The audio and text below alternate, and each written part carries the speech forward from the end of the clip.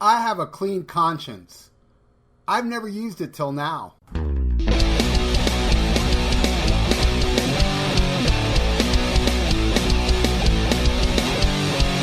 a chair, mess you with, and it's a down. It's my podcast. This guy's insane. Rock your brain. It's just a sound. A Steve here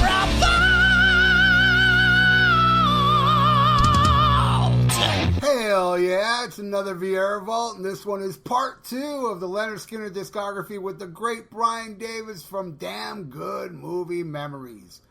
Brian was kind enough to donate to the Rockin' Pod Expo 3, and if you want to donate, I'll have a link below, and donate $40, and you can join me as well here on the Vieira Vault. You pick the topic, and we'll talk. We have another donator, and we'll have him on the next episode.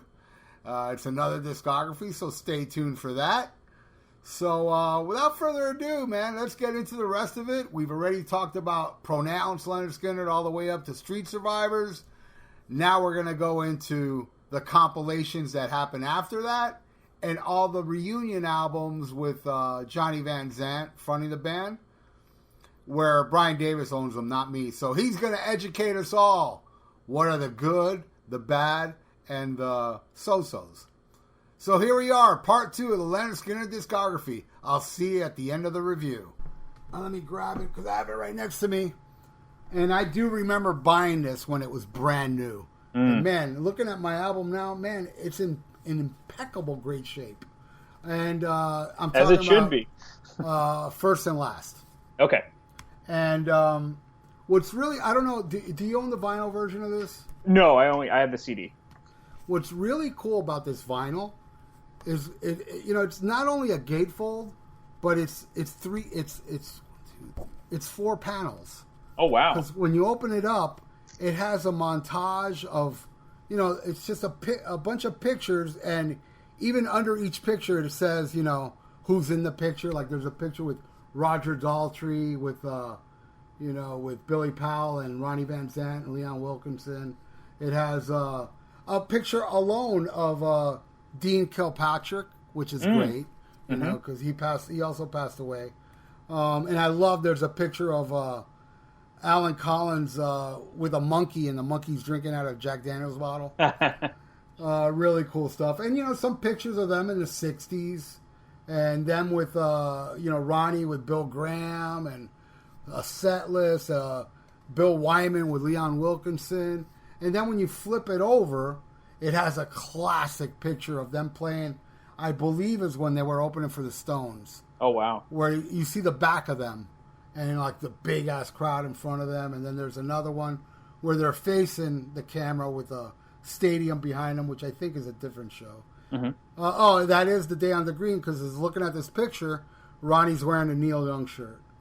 And this album is phenomenal. Yeah. And it's just, like odds and sods. It's songs that never made albums. And starting off with what you mentioned before, Down South Junkin'. One of my fucking favorite songs. Off, Golden Platinum as well. Preacher's Daughter. It's pretty damn heavy. Yeah, Ricky Medlock. Yep. Yeah, great. Yeah. And White Dove. Yep. With Ricky Medlock on vocals, as I see here. And Coming Home, one of my favorite. Yeah, the best. Skynyrd ballads. And I just think this is a phenomenon. Now, let me ask you, Ricky Medlock, was he only the drummer in... because looking at this picture on the front cover, it shows Ricky Medlock, but you see Bob Burns there too. Right. As far as I know, he only played drums for them and sang. But I get he may have played mandolin. I thought I read that once, but I think he only played drums. So maybe there was, I wonder if they went back and maybe added stuff. I don't know. That's a good question. But as far as I know, yeah, he was only a drummer. Yeah, because judging by this picture, it's like, well, he must have played guitar, because you see Roston Collins, Wilkinson, Bob Burns, Van Zandt, and Medlock. And, they're known as a 3-guitar band. So maybe during this picture, Maybe he switched to guitar. I don't know. This is interesting, and take it with a grain of salt. So according to Wikipedia, Ed King's only playing bass on these tracks, which is kind of surprising, along with Greg Walker from Blackfoot. So okay, yeah, because each of these songs does have who did what on each track, which is another cool thing about this vinyl. Did they mention Wayne Perkins at all on guitar? What song? I'm looking at it now. They're just saying he's part of the recording. So yes, maybe... on Preacher's Daughter he plays guitar. Okay. I see Lend a Helping Hand. Ricky's on drums. Medlock. But he plays bass on Wino. Greg Walker. Oh, yeah, great song. And I think that's it. I think that's the only time he shows up on the album on those two tracks. But it's a really nicely packaged vinyl. It's beautiful the way it looks, and I'm amazed. I've owned this for so long, and it's like, Jesus, this is in good shape. Good job, man. Yeah. I've really preserved this one. The other ones aren't that lucky, but yeah. And I've been listening to First and Last even before you wanted to do this episode quite a bit the past couple of years, because it's an album, and which explains why it's in good shape, that I never really revisited much. Because I always thought, okay, it's an odds and sods, and I love Coming Home and Down South Junkin', and they're songs I've never really paid attention to the other songs till recently. And man, there's so many good songs on here. It's like, wow, just to think these were not good enough, right, to be on the album shows like how amazing this band was. Did you get the expanded CD, which has like 8 more songs to it? No, I need to buy all this stuff, man. Yeah. So it's called Skynyrd's First, the Complete Muscle Shoals album. So it gives you the original version of Freebird, the original version of One More Time, Gimme 3 Steps, Simple Man, like all that stuff. It's and even more Ricky Medlock stuff. So so I guess now that I remember, the name of that album with the full version of Freebird was called Skynyrd's Innards. Yes. Now I remember. But so I guess that version's on the expanded version. Yeah, I believe so. All right. Yeah. Then that one, instead of the Skynyrd's Innards, I'm going to get the expanded version of First and Last. What do you think of this album? Oh, it's a must own. I think this was the last one I bought because I had the box set. The box set I think was the first thing, like it was a Christmas gift, and so I had a greatest hits, and then I got the box set, and then I went and got each album, and then for some reason I didn't get First and Last because some of the songs might have been on the box set, but then when they released the expanded version in, I believe it was the late 90s, if I seem to recall, I think it would have been like 98 or something like that. Then I bought the CD version that has everything. Yeah, it's a must own if you want to hear all this stuff. The original versions and then songs you've never heard, and especially considered the original Skynyrd lineup only had 5 albums. Yeah, you got to have this, to get your Skynyrd fix.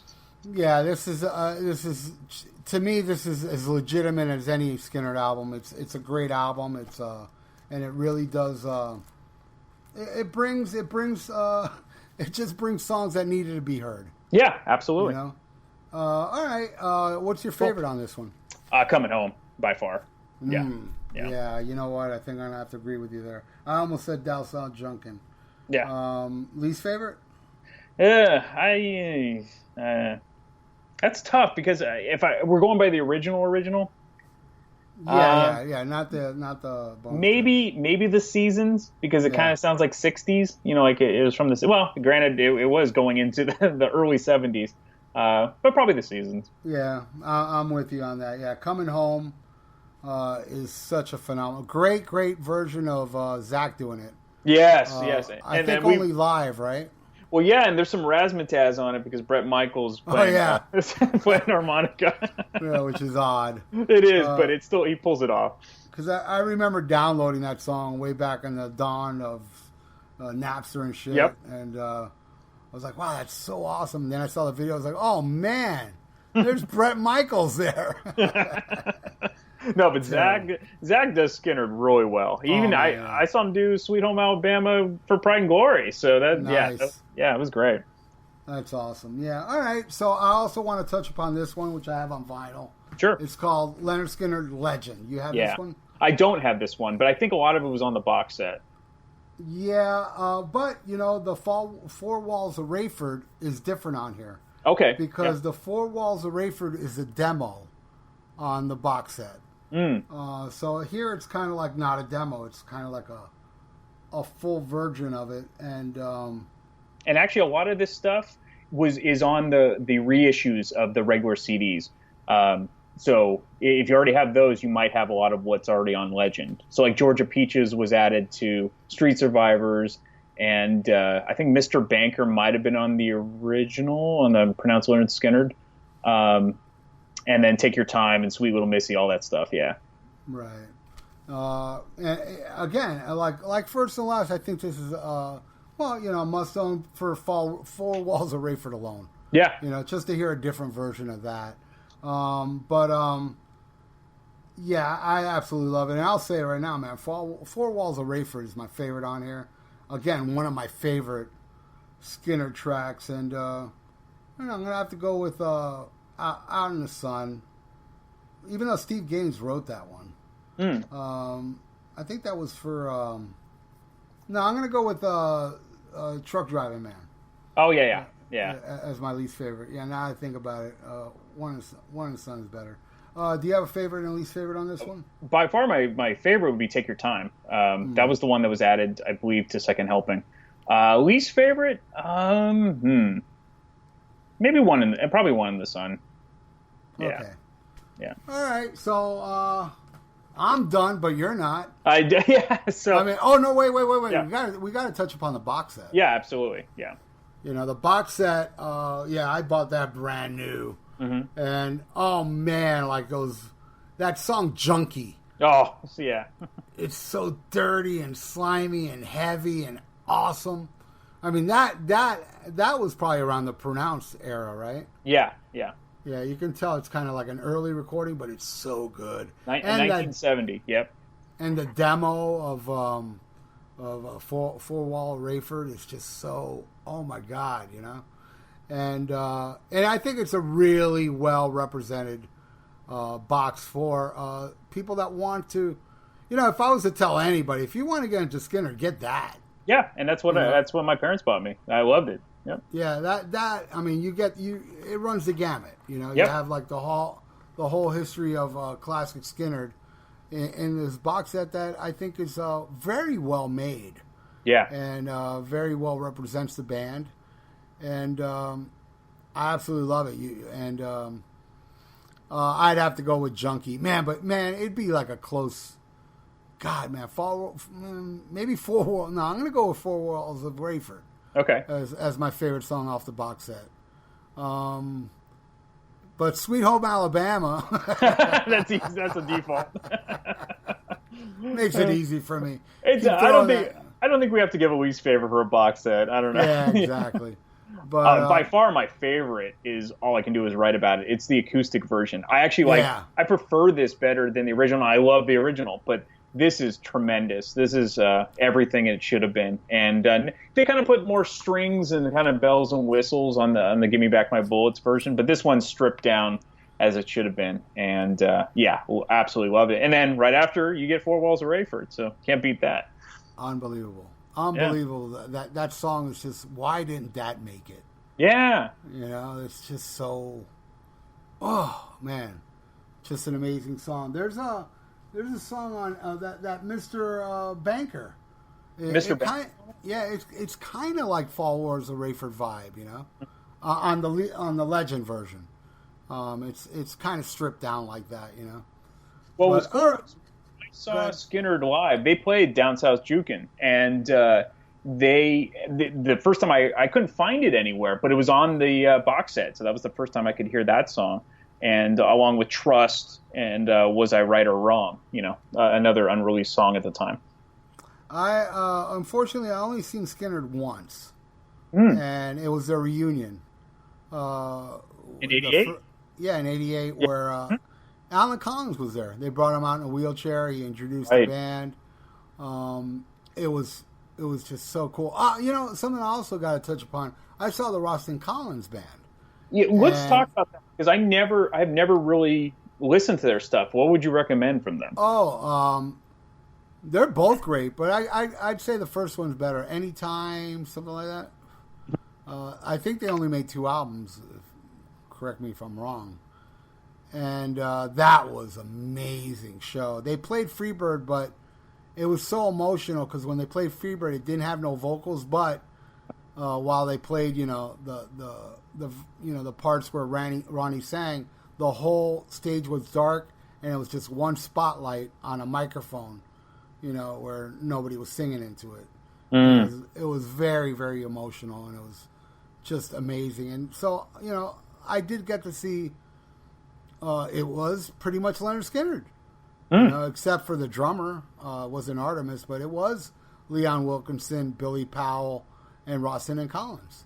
Yeah, and Roston's wife, Dale. Yeah, Dale. Krantz, Yep. She was a singer, great singer, and they were amazing. I thought they were really good band, and so I did get to see that once, and I saw Skynyrd once. I wanted to go to the farewell tour, but my job got in the way. But what can you do? But yeah. So the rest of this show is all up to you, there, Brian. Okay, no problem. I think it's definitely worth mentioning because you saw. Not only did you see this tour, but what was instrumental in getting the band to reunite was the 10th anniversary of the plane crash, and so then they released Southern by the Grace of God album, which was a live album. I have that album too. Yeah, that has Steve Morse on it. I believe. That's right, and Donnie Van Zant, of course, from 38 Special, and Charlie Daniels. So different. It's different, and I think if anyone was going to keep the legacy going, I think Johnny was the obvious and perfect choice. His voice is maybe a little raspier, maybe a little bit more country, but he was the first person I heard live do Skynyrd, so I always have a soft spot for him. He can never match, of course, his brother, but you don't expect him to. He's there to continue the legacy, and he's the first one to admit that. So I think he's done an amazing job, keeping. I also saw the Johnny Van Zant band. How were they? They were great. They opened for Black Sabbath on the Heaven and Hell tour. Oh wow! It was Riot, Johnny Van Zant band, and Black Sabbath, and that's a good album too. The album I got for that is called Only the Strong Survive. Mm-hmm. Great album. It's a really cool, killer Southern rock album, and it got some airplay back in the day. It never really succeeded, but I just wanted to bring that up. I actually saw the Johnny Van Zant band as well. Oh, that's awesome. Yeah, that was back in the day when they'd actually put crazy lineups together, because you wouldn't expect them to open up for Sabbath or even Riot. So that's pretty awesome. Yeah, exactly. And where that tour was the Black and Blue tour. Blue is to call Black Sabbath, but not down here. Down here it was I don't know how long that lineup lasted on that tour, but luckily I got to see it, because I'm a big fan of Riot as well. So this album isn't essential. It's more like if you're a completist, it's not expensive to get on CD. You could probably find it used. I'm saying CD because I still buy music. So it's got basically 10 songs. That Smell, I Know a Little, Coming Home, which was cool to hear. Yes. You got that right. What's Your Name? Give Me Back My Bullets. Swamp Music. Call Me the Breeze. They do Dixie going into Sweet Home Alabama, and then Freebird. So just something you get to hear the early stages of. I don't know. I don't think they were planning to reunite for good. I think this was going to be a one-off thing, and that was it. And then it turned into a whole lot more. But was this the only reunion that featured Artemis Pyle? No. So the first album that they did in 1991, that's the only album that Artemis was on for the reunion. Okay. So we'll just get right into that one. So that came out obviously in 1991. I've always liked Johnny's voice. I think he sounds very similar to Ronnie for obvious reasons. But there's a difference. There's a little bit of a difference. And you pretty much get the original lineup musically. Randall Hall replaced Alan Collins because Alan Collins was disabled, and Ed King returned. So that was great. 1991 isn't bad, but it's not essential. There's some quality Southern rock songs to be found, but in my opinion, the Mark II version of this band really wouldn't hit their stride until a few albums later. But what I did notice is that the later era of the band really started to use outside writers, which kind of says a lot about the talents of the original band. Yes. So, the label probably for the newer band was probably pushing this on them, knowing that it wasn't the 70s anymore. They better try to get on maybe at least country rock radio or MTV. And I don't think 1991 is the best place to start for them. If I had to pick a favorite, I guess it's Backstreet Crawler. It's kind of got a Saturday Night Special vibe to it. And then my least favorite, it's the last song called End of the Road. It's kind of like Skynyrd's version of like AOR. It's just kind of boring. I remember Smokestack Lightning. They made a video for that. Yeah, they did. And it's not bad. It's not bad. Yeah. But again, it kind of sounds like country rock of the time. Nothing special. Right.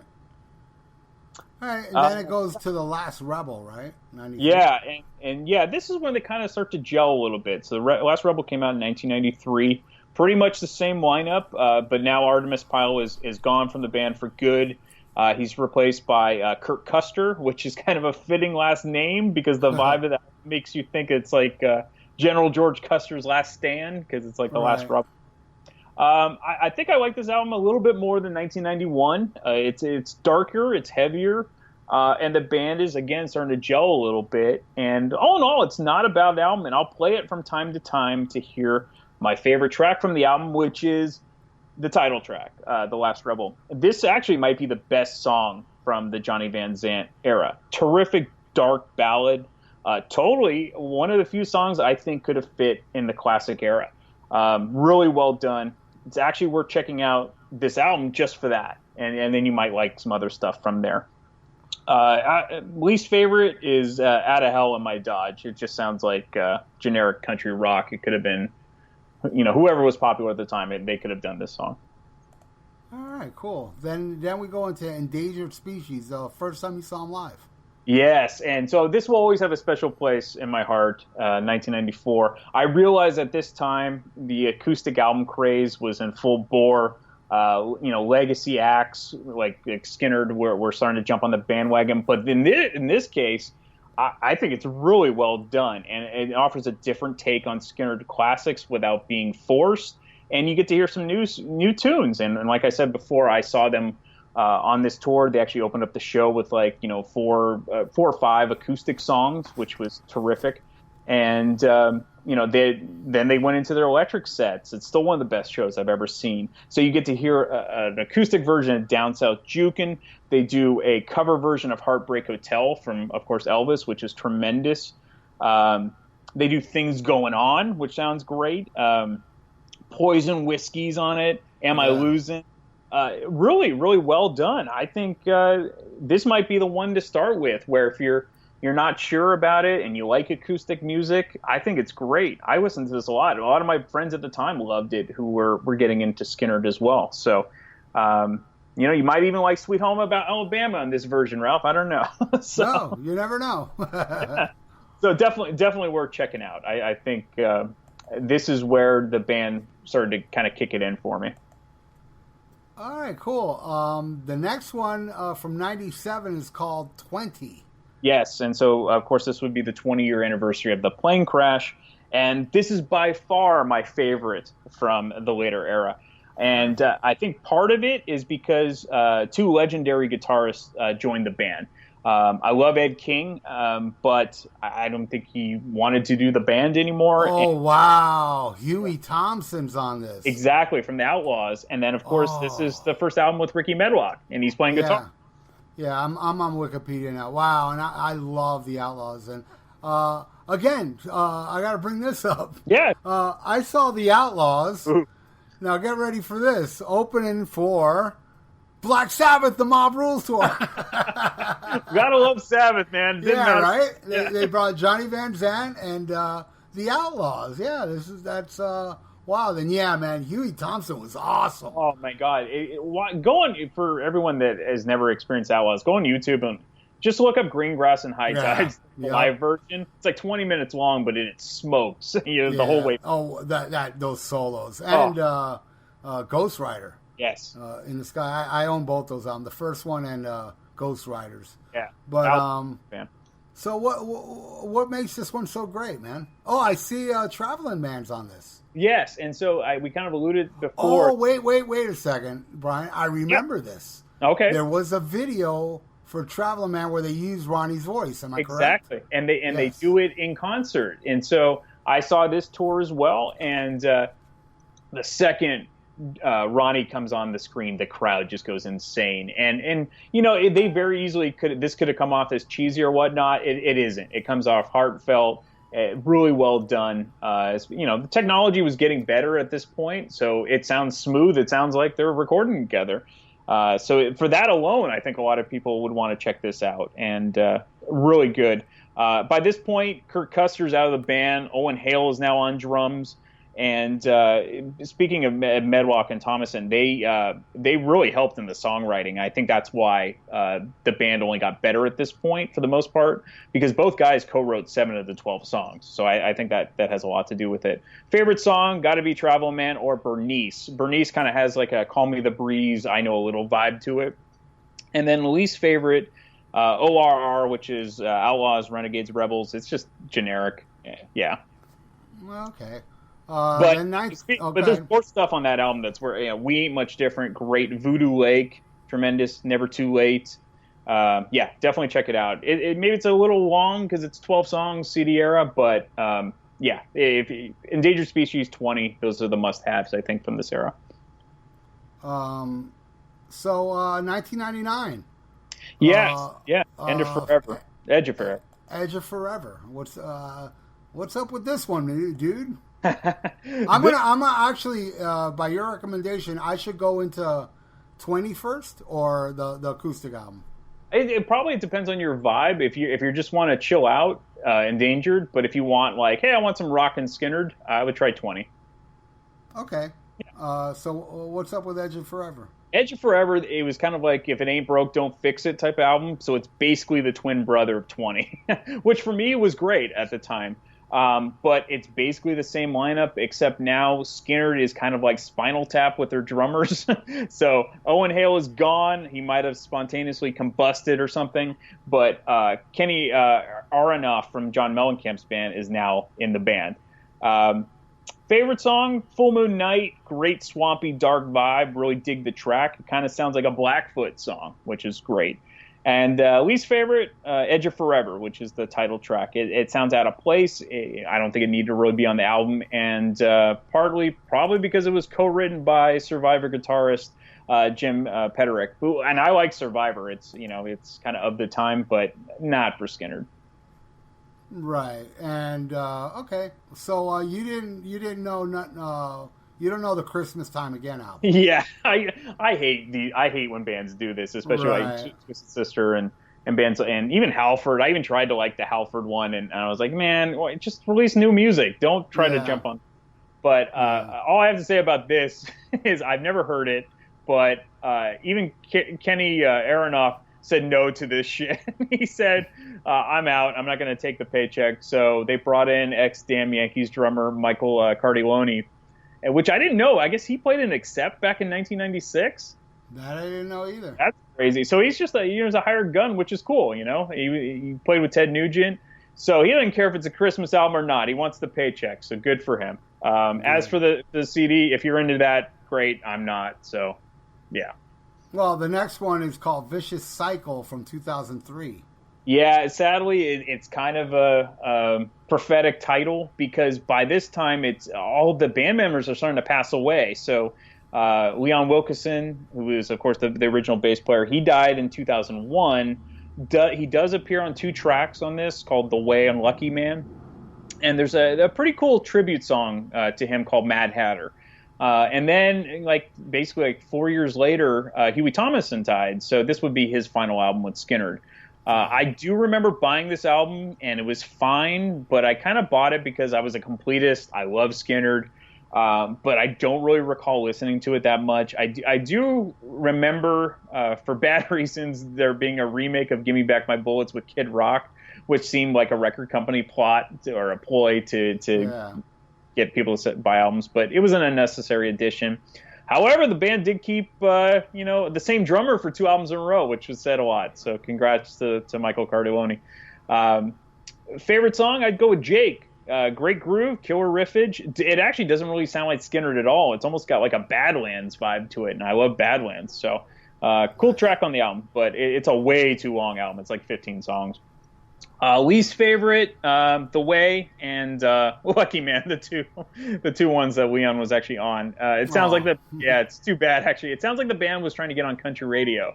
Definitely generic, very skippable.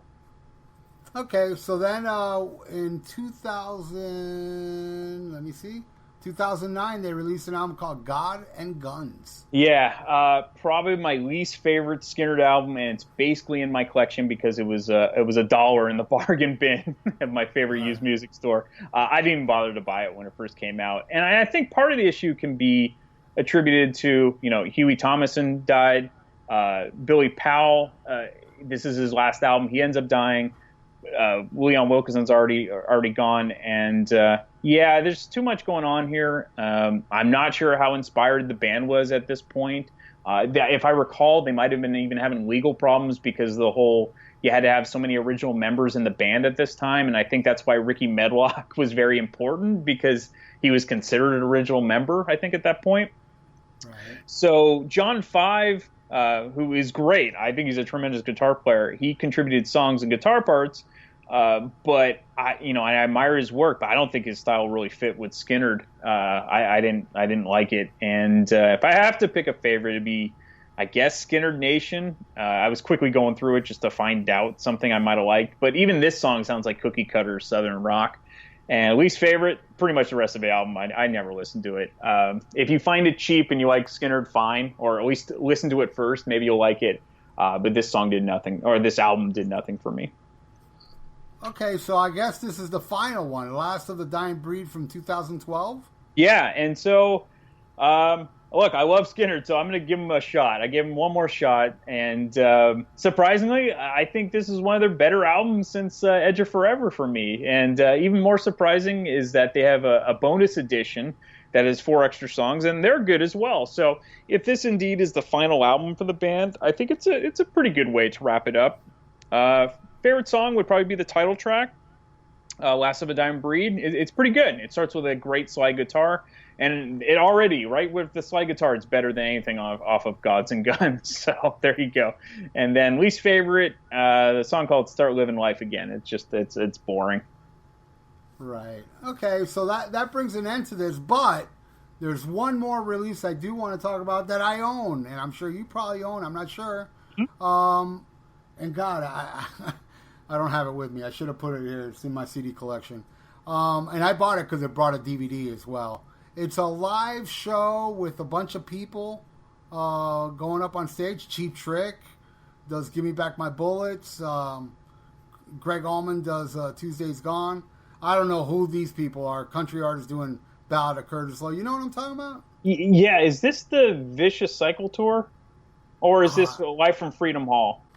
This came out in 2015. It's a show that was recorded in 2014 where not necessarily, the band is there, but not all songs are performed by the band. Like bands like Cheap Trick came out, Government Mule came out, nice. Charlie Daniels with Donnie Van Zant did Dow South Junkin'. That's fucking awesome. Uh-huh. And Traveling Man with Ronnie on the big screen. And then, you have Freebird and Sweet Home Alabama, which is, Freebird's with Skynyrd, but when they played Sweet Home Alabama, it's Skynyrd with everybody that was there that night. So, I'll go through the track list, and we got Whiskey Rock-a-Roller performed by Randy Houser. You got that right, performed by Robert Randolph and Jimmy Hall. Saturday Night Special performed by Aaron Lewis. Working for MCA performed by Blackberry Smoke. Don't Ask Me No Questions performed by AOR. Give Me Back My Bullets performed by Cheap Trick. The Ballads of Curtis Lowe performed by Mo and John Hyatt. Simple Man performed by Government Mule. That Smell performed by Warren Haynes. Mm-hmm. Four Walls of Rayford, which is cool. It's nice. Performed by Jamie Johnson. I Know a Little, performed by Jason Isabel. Call Me the Breeze, performed by Peter Frampton. Oh, holy shit. That is really good, too. Wow. What's Your Name by Tracy Atkins. Down South Junkin' by Charlie Daniels and Donnie Van Zant. Gimme Three Steps, performed by Alabama. Tuesday's Gone, performed by Greg Allman. Oh, that's Traveling Man, performed by Lynyrd Skynyrd with Johnny and Ronnie on the big screen. Free Bird by Lynyrd Skynyrd and Sweet Home Alabama by Lynyrd Skynyrd and the entire cast. Oh, I gotta get this. Highly recommend this, Brian. You need to get your hands on this one. I remember it didn't cost me much. Well, shit, I'm on the Amazon page now. Let me see. Wow, it's on vinyl. I didn't buy the vinyl. Oh wow. The CD, dude, $4. Oh wow. If you want it new, $12. But it's 2 CDs and a DVD. You can't beat this. You know? So yeah, I highly recommend it. And I gotta tell you, man, my favorite thing on here is Tuesday's Gone by Greg Allman. It is so emotional how he sings this, how he delivers it. It's just phenomenal. Now, I can't pick a least favorite because I remember I loved it all. So I'd have to view it. Well, it's too late to view it again to give you my least favorite. Oh, no. I got a least favorite. It's the last song. It's called Sweet Home Alabama. Too easy. Yeah, thank you for adding that one here. But yeah, you definitely got to see, and that's what made me buy this, because I saw on YouTube a clip of Greg Allman doing Tuesday's Gone. Yeah. So I was like, oh man, I got to get this. So, I looked into it, I bought it. And then, to my surprise, one of my favorite bands of all time, Cheap Trick. And the way Cheap Trick does Give Me Back My Bullets doesn't really sound like at all the Skynyrd version. But it rocks and it's great. And I'm biased. I'm a big Cheap Trick fan, but I definitely do recommend this. Oh, I'll definitely check it out.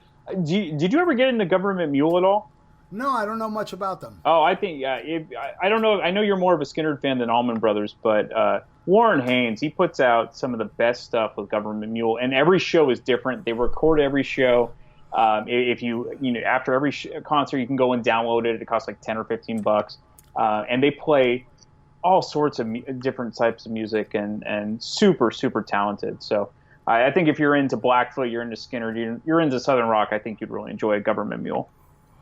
Right on. All right, man. I would say I have one other live album that a lot of people might not have, and I think it's an official release, but it came out in '96. Now you got to remember, I saw Skynyrd for the first time in '94, so I really wanted to get this. It's called Southern Nights. It was recorded I believe in Reno, back in the mid '90s, and it's got a great set list. So it's the obviously the Johnny Van Zandt era. It's got Working for MCA, I Ain't the One, Saturday Night Special, Down South Jukin', Double Trouble, Devil in a Bottle, T for Texas, which was pretty awesome. What's Your Name? That Smell, Simple Man, Give Me Three Steps, Sweet Home Alabama, and Freebird. It's really good, and you get kind of that. To me, when they were at the peak of the later era. So if you do get a chance to see, and you see Southern Nights, definitely check that one out. And what era was that? I mean, what album was just released? So this would have either been, it would have been right after Endangered Species. Okay. Yeah. So going into 20. Right on, man. Well, Brian, this was awesome. Yes. It's always awesome having you on. You're very informative, dude. you know your shit. Well, I'm happy to do it. I mean, that's what I like doing on Damn Good Movie Memories too. It's just, I love music and movies, and if I'm really into something, I like to really dig deep into things, and but not sound forced. It's just kind of part of who I am and what I like to do. So this is a true honor and a true pleasure always to talk to you. Well, thank you, man. And just to let everybody know, check out Damn Good Movies. It's a great podcast, and I will be on a future one very soon. Absolutely, I can't wait. And your lovable co-host, the always hilarious Ian Waddle, he's been on a few times, and actually you were on before with him, and we talked about movies from 1975 to 1979, which was a lot of fun. Yeah, that was fun. I think that was because of me. I was like, let's do it from these years. Yeah, it was. And it was perfect because we were all, and Ian really studied for that one. He gave us all the movies released those particular years. That was a lot of fun. I remember you cracking up over the movie Gus, from Yeah. I remember. Like, hey, Ian, what was that movie with the donkey that kicked the football? Exactly. And Herbie the Love Bug, I think, came up on that one. Oh yeah, and great Escape stuff. from Witch Mountain. Oh, I love Disney movies from that. Yeah, definitely check out that episode. You remember what that one was called? Yeah, it was just called Movies from 1975 to 79 with Ralph Fiennes and Ian Wadley. Another one of my favorites is where you and your mom talked about the Saturday Night Fever soundtrack. Yeah. So my mom, my mom never curses except when she says, "Oh, you're going to talk to Dr. Fuck," and so so funny. she adores you, she adores Ian, Thanks. and she's just so cool because part of the reason I'm so into movies was my mom. My mom was way into, she would go every Friday after school. We'd rent videos, in the 80s.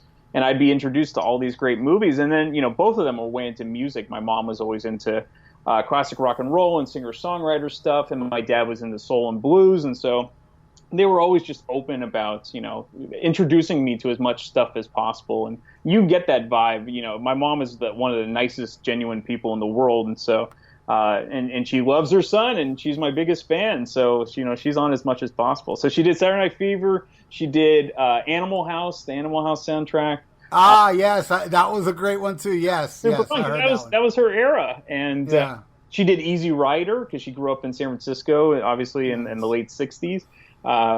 And we did Great Balls of Fire, which isn't a great movie, which she badmouthed it, but she liked the music. So she's great. Anytime she's on, she's a lot of fun. So yeah, check out Brian Davis's podcast. It's awesome. You're an awesome dude, and I gotta praise your mom for raising you because there's not many people out there that are cool, and you know that. Let's just say it as it is. Thank you, sir.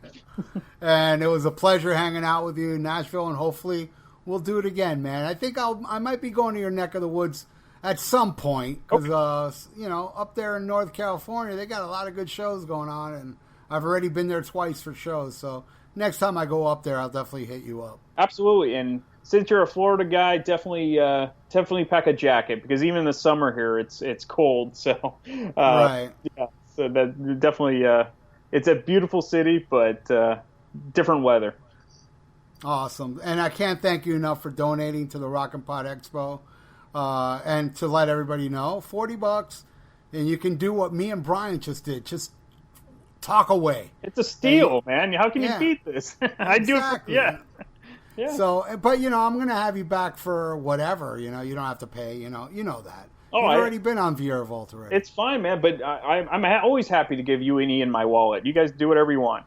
We did Armored Saint, right? We did on VR Vault. We did the whole discography. It was fabulous. I think even Gonzo heard it and loved it. So really, yeah. From what I believe he liked it from whoever gave it to him. So nice. Yeah.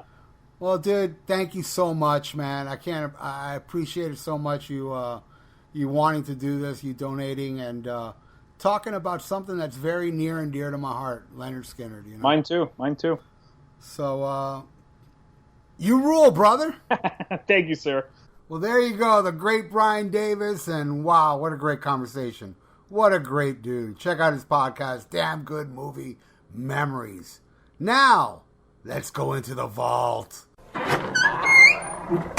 Alright, here we are in the vault, and I want to play you something I was talking about earlier. Hopefully YouTube will let this pass. If not, then you're not hearing this. But if you're hearing this, then YouTube let it pass. This was from the show I was talking about, the One More for the Fans. I already forgot the name of it. But I was praising the Greg Allman version of Tuesday Gone. Gives me chills, man. So here it is. Greg Allman doing the Lynyrd Skynyrd classic, Tuesday's Gone.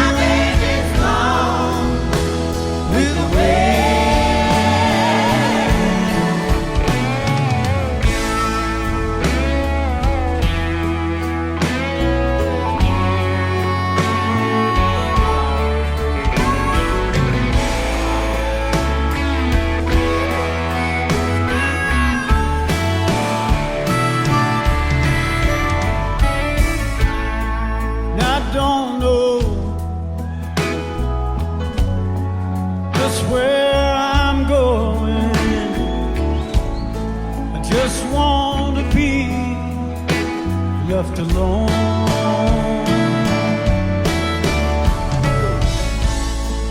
When this train ends, I'll try again. But I'm leaving my woman home.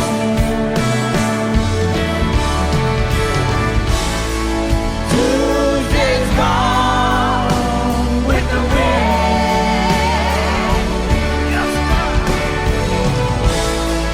Tuesday's gone with the wind.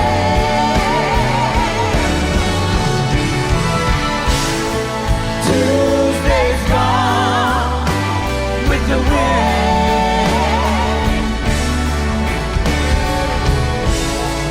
My baby's gone with the wind.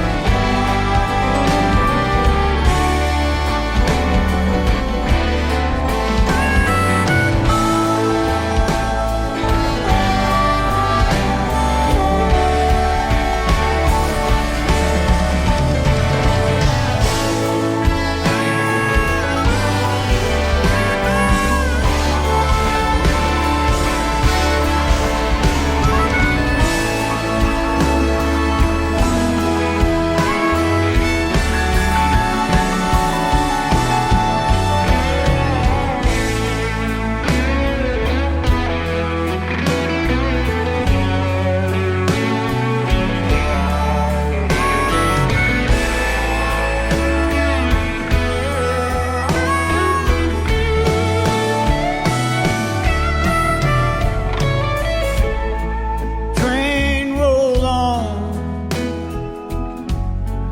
many miles from my home.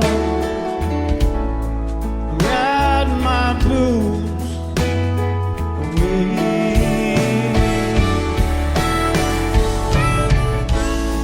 And Tuesday you will see she got to be free. Somehow I've got to travel on.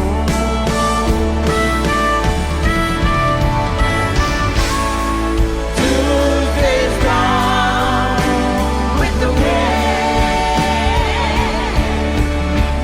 Hold on. Tuesday's gone with the wind.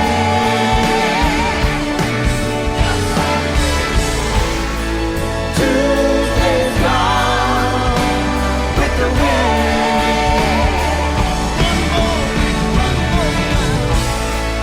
My baby's gone with the wind.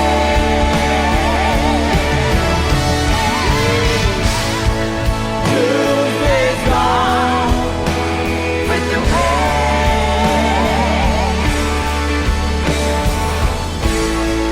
Tuesday's gone with the wind.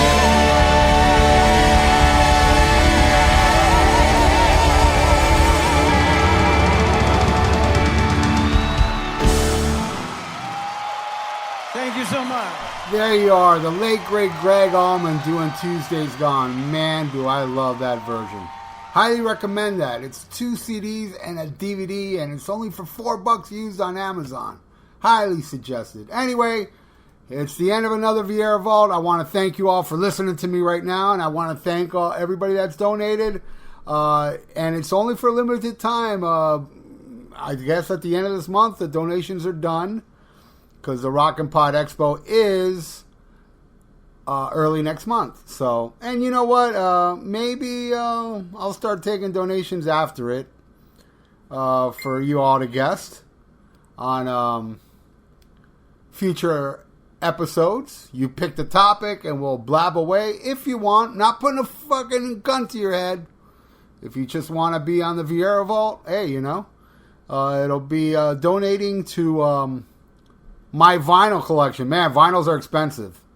Am I begging for money? No. But I suggest you give me some. And you can be on my show with me. If you don't pay, that's alright too. I'll still be bringing you quality Vieira Vault and quality Rock and Metal Combat podcasts and quality Dr. Fuck shows on that metal station 8 p.m. every Thursday night. And Thrash or Die, working on a new album. It's gonna fucking rule. Y'all fucking rule. Speaking of things that ruling, you! Thank you so much for listening. And thanks also to everybody out there that shares my podcast on Facebook. You guys go beyond the Call of Duty, and I love you all. Till next time, and it will be a fan-paid episode, a discography of a classic band. Stay tuned. It should be up a week from today.